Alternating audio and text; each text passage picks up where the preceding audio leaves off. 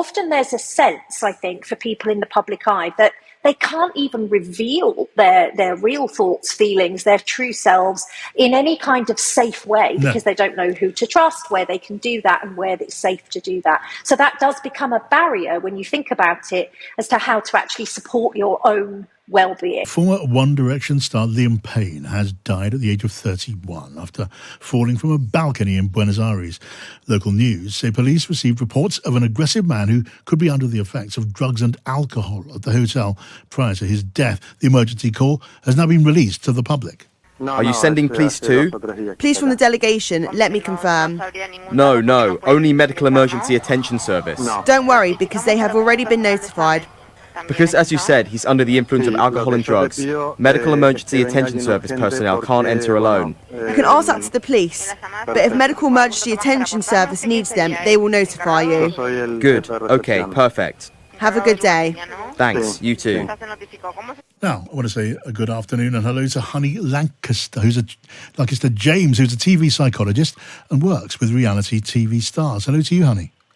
Hello there. Tell me, what are you thinking at this moment? The sad story of Liam Payne, it really highlights, doesn't it, the strain on some of those who are propelled into just sudden fame and the intense media scrutiny and the huge enthusiastic following which are always there. Yeah, I mean, of course, it's incredibly sad news, and my heart goes out to his close friends and family, and the fans as well. There will be many fans, actually, who are really struggling with the grief. For some fans, it can be really, really difficult when they lose somebody important to them.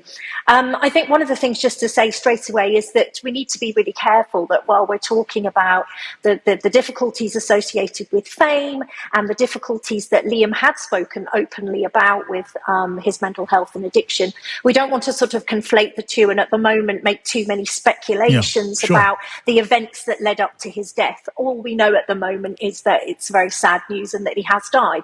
But we do know that he did talk openly about some of the challenges of coming to terms with life in the public eye at such a young age. And it seems that he was struggling from some of the posts that he'd made. And that's a topic which bears discussion, I think, doesn't it? Just in its own right. Liam Payne, he did, after all, tell one interviewer it wasn't for him about being constantly stopped in the street, which did happen, of course. It was about feeling watched, knowing he could be photographed at any given moment.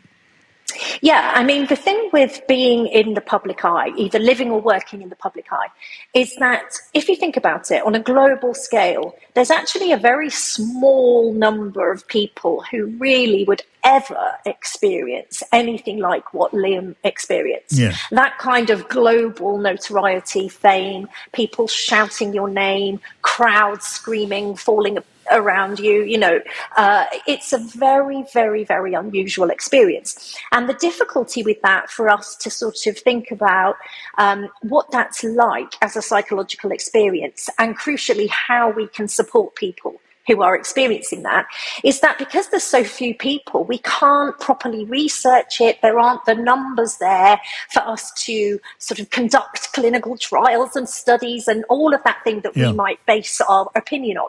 So we have to go by actually a very small number of kind of anecdotal cases where people who have worked in the public eye tell us what some of that experience is like. And for me, I work entirely sort of behind the scenes in television and film, and I also work entirely and exclusively with people who live and work in the public eye. So it's a very niche area that I work in. And so I do hear some of the same things time and time again. Yeah. There's an element where I think there's often a duality between, on the one hand, really craving and loving the attention and the fame and all the trappings that come with that can be really enjoyable. But then on the other side, like anything, it can get too much.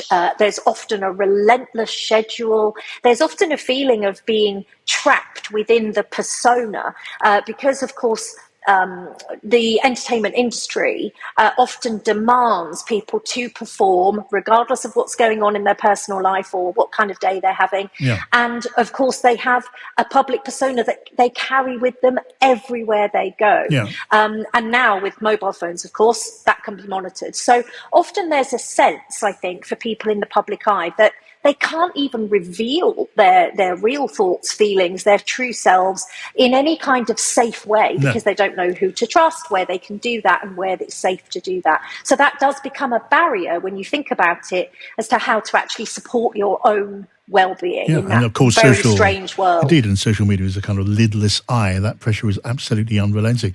In your role, what kind of advice can be helpful to someone who then finds themselves suddenly in the brightest possible spotlight?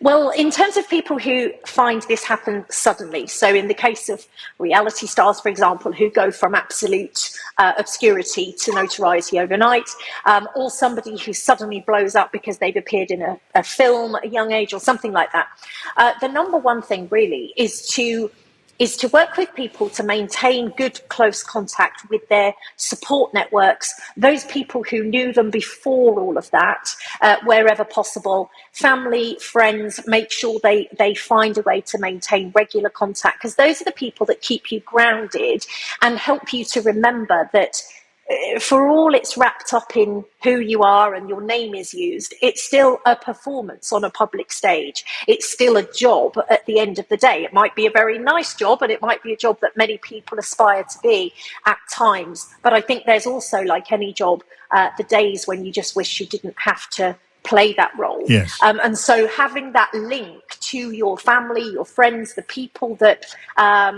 see beyond all of that can be really key. Right. And then I think one of the things really is for production companies, music companies, agents to be aware that it's not all it's cracked up to be, and that actually there are people, particularly if they have pre-existing vulnerabilities with their mental health or addiction or whatever, who might need a bit of extra support. And putting that in place as a preventative measure is always better, because then they've got that lifeline, they've got that contact if things get tough. Okay, thank you, Honey, for those insights. That's Honey Lancaster-James, who's a TV psychologist. Let us talk now to Hayley Palmer, the music and entertainment journalist. Welcome to you, Hayley. Thank you so much. Thanks for coming in. So, look, we get something of a picture, don't we, of the last days and the moments of Liam Payne in that hotel. Yeah, we do. And like it said there, he was visiting his ex-bandmate, Niall, and it seemed like he was having a really good time. And sometimes social media does give that illusion that people are having a great time. And as we know, in circumstances that have happened before, that's not often the case. He had posted a photo of him and his girlfriend on social media, and they looked really happy. That was an hour, I believe, before his death. And he'd also posted videos where he was talking about his plans for the future as well. Just things like what he was going to dress up as for Halloween.